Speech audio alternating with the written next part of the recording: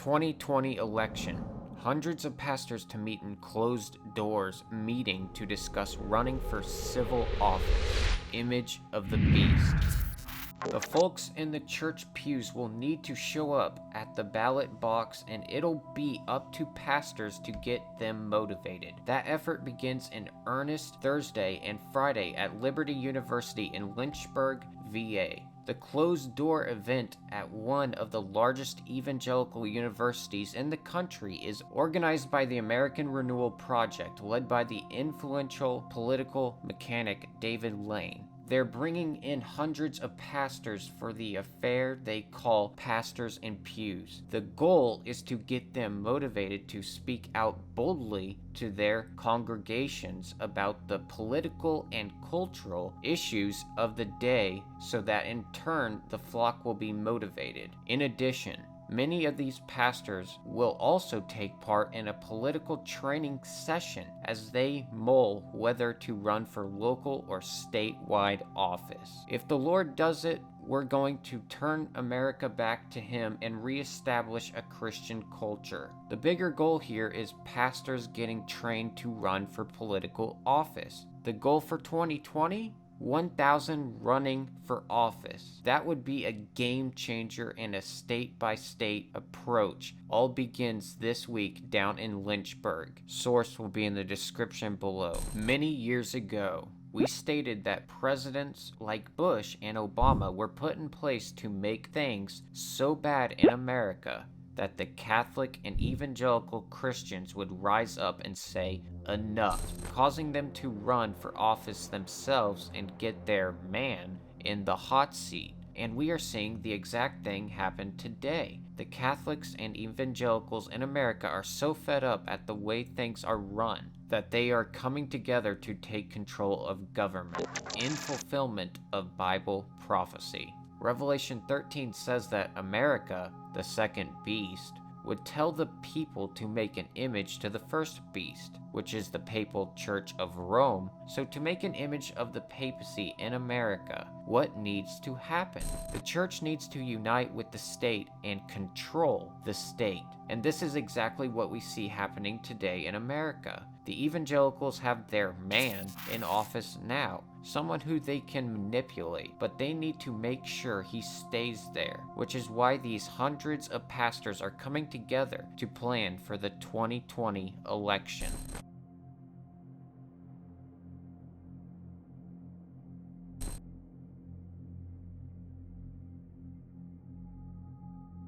When the churches of our land, uniting upon such points of faith as are held by them in common, shall influence the state to enforce their decrees and sustain their institutions, then will Protestant America have formed an image of the Roman hierarch. The churches are coming together on common points of faith in order to strengthen and take control of government. The papal beast will have her power again, just like in the Dark Ages, but this time she will use her daughter churches, the fallen Protestant churches, to do her dirty work and to enforce her mark upon the world. So let me state this right up front.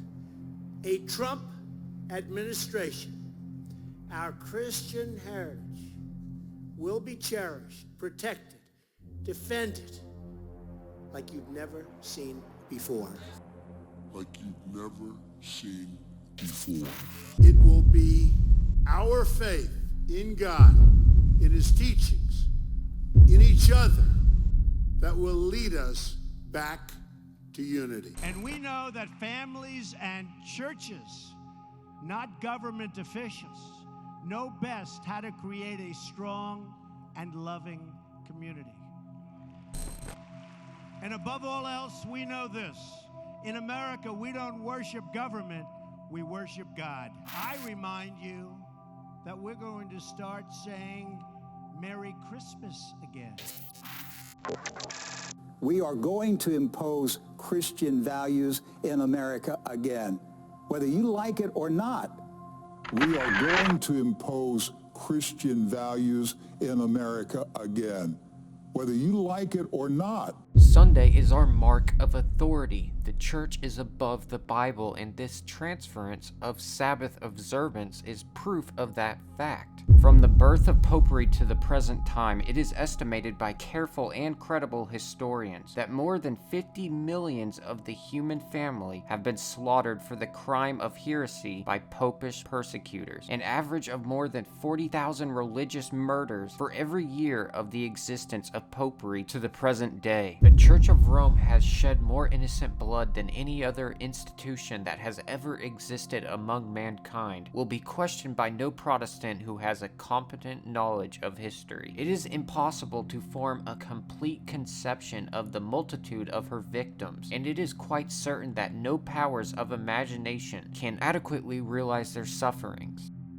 This organization proposes in every possible way to aid in preserving Sunday as a civil institution. Our national security requires the active support of all good citizens in the maintenance of our American Sabbath. Sunday laws must be enforced.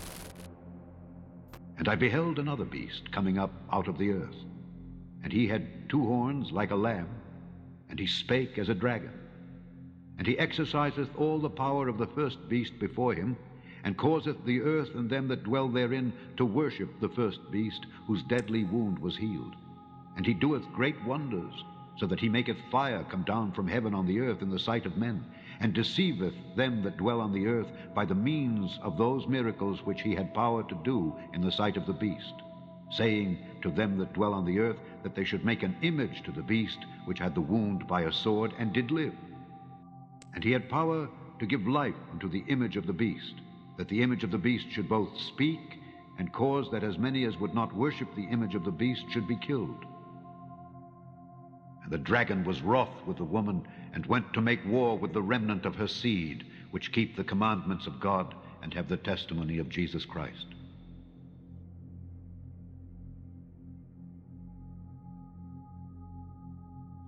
Fell at his feet to worship him. And he said unto me, See thou do it not. I am thy fellow servant, and of thy brethren that have the testimony of Jesus. Worship God, for the testimony of Jesus is the spirit of prophecy. For the testimony of Jesus is the spirit of prophecy.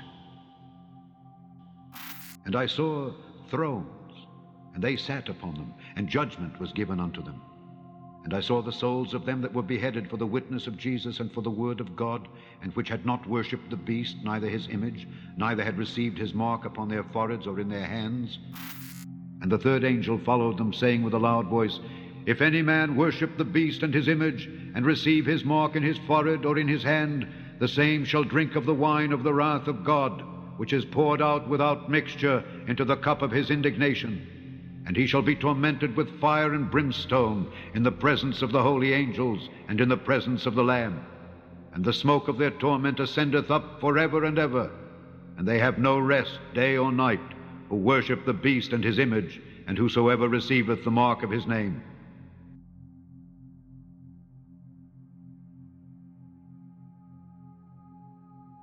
Here is the patience of the saints. Here are they that keep the commandments of God and the faith of Jesus. To fully understand this message, please read the following pages in prayer, asking for guidance to the truth and with an open heart to learn. The seven-headed beast of Revelation 13, America and Bible prophecy, what is the image of the beast, and what is the mark of the beast. Check out the links in the description. Please share, like, and comment to help us spread the message. Thank you for listening. God bless.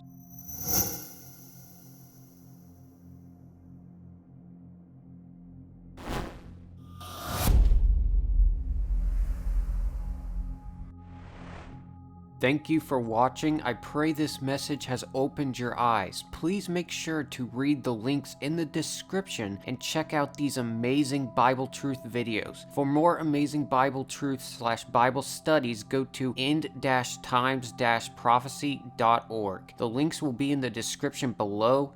God bless.